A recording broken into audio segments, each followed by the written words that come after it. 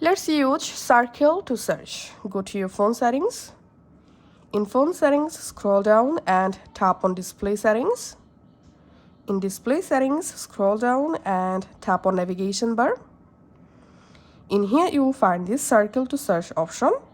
Touch and hold the home button or the navigation handle to search using the content on your screen.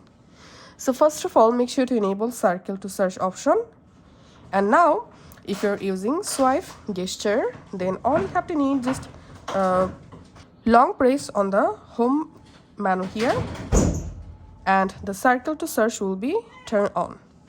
Now you can easily search anything on your screen using the circle, just like so. And now let's select your buttons, and once you are using the button navigation bar to circle search anything, just long press these home button and the circle search will be turned on. Now you can easily mark anything or circle anything to find it on Google. So here I'm crossing and selecting swipe gestures and going to my gallery. Let's open this photo. And for example, I want to search these flower details or flower name. So here's I'm just long pressing on this option to circle search and selecting this flower. And here we can see details about this image or selected area.